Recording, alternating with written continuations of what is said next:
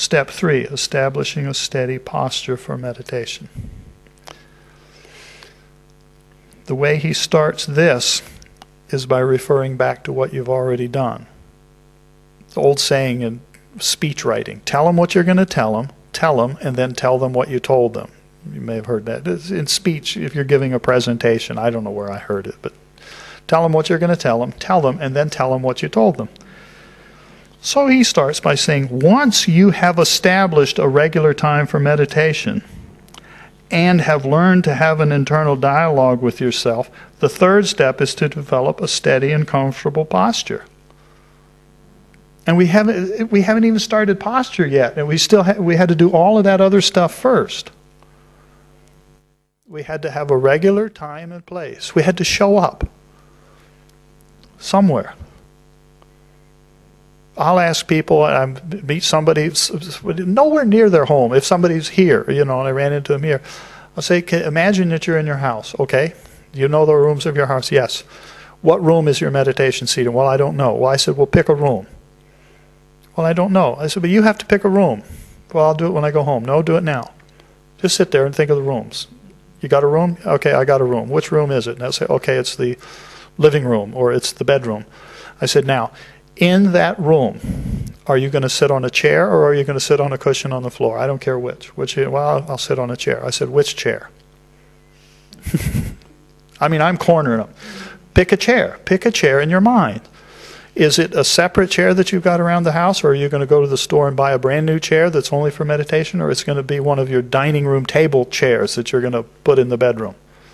Got a chair? Yes, I've got a chair. And you know where it is. I said, okay, what time is it? What's your meditation time? So you have a chair, you have a place, and you have a time. And what are you going to do when you get there? I don't know.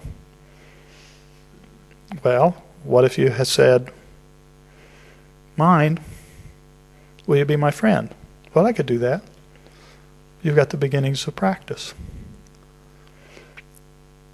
And if we've done that even a little bit, then we can do this thing. Once you have established a regular time for meditation and have learned to have an internal dialogue with yourself, the third step is to develop a steady and comfortable posture. At first, you may be very steady but uncomfortable. I sometimes refer to this as, what do you call it? A paradox. No, an oxymoron. No, you're a paradox. An oxymoron. You know, oxymoron is two things that don't fit together, like they say honest politician, doesn't go together. And so steady and comfortable seem to not go together. Sometimes. I'm steady. And I'm comfortable. Oh. But that's what we're working towards. Learn to sit comfortably with a steady and aligned posture. It takes a lot of work. But the important part to remember is that the goal is that it's steady and it's comfortable. If it's not comfortable, you can't do the next steps. If it's not steady, you can't do the next steps. This is where, if we're going to use it, this is where Hatha Yoga fits in. Now, I understand that there's two cultures of Hatha Yoga. There's meditation culture and there's physical culture. One is about physical health of the body. And this is a very, very good and useful thing. I know this is how we end up with having one time for meditation, and then later on we're going to do our Hatha. I understand that that's kind of where it comes from, because we're doing the Hatha Yoga for health benefits and all like that. It's a good thing. But for meditation, it's a different principle. We want the posture to be steady and comfortable. It has to do with the spinal cord. If you think of anatomy, physiology, it has to do with the spine. It has simply to do with the spine, that the head, neck, and trunk are aligned so that the spine is in shape.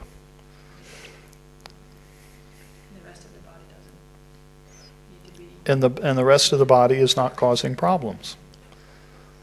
And somewhere in here and elsewhere, he points out that it does take some time.